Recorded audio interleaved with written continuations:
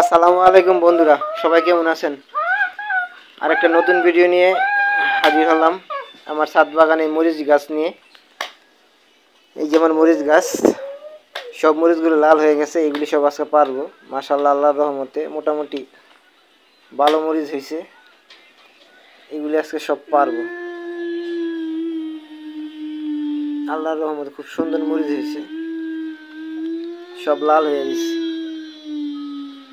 এগুলি প্রথমত কেচি দিয়ে কাইটা নিতে চাইছিলাম, কিন্তু কেচি দিয়ে কাটা যায় না, কষ্ট হয়ে যায় না। কেচি দিয়ে কাটলে ভালো হয়, গাছের ডালগুলো আর কি ছিঁড়ে না। হাত দা পাড়তে গেলে ডালগুলো ছিঁড়া যায় না। মরিচগুলো সবগুলো লাল হয়ে গেছে। আর মরিচগুলো এত জাল খাইতে, আর কি এত গ্রান, খুব সুন্দর গ্রান। সবাই দেখেন। আর সবার ছাদে এরকম যদি দু একটা মরিচ গাছ থাকে, তাহলে মরিচ আর কিনা খাওয়া লাগে না। আমার দেখা দেখি অনেকেই করতে চাইতেছে, আমার শুভাকাঙ্ক্ষী যারা আছেন অনেকেই বলতেছেন করার জন্য। মোটামুটি 3-4টা আমার গাছ আছে, মরিচ গাছ আছে। মোটামুটি আলহামদুলিল্লাহ, আল্লাহর রহমতে ভালো মরিচই পাওয়া যায়।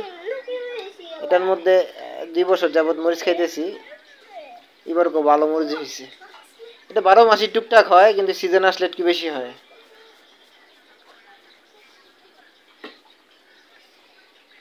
এই মরিচের জাত সাধারণত সম্ভবত বাজারে বিক্রি করে না, বাজারে পাওয়া যায় না মরিচগুলি। এগুলি বাড়ির চাষের জন্য মরিচগুলি। অনেকগুলি মরিচ পেয়েছি, দেখছেন বন্ধুরা।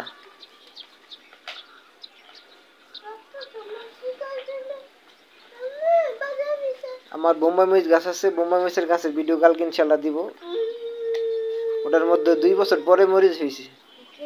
এই পর্যন্ত আর মরিচ খাইতে পারি নাই।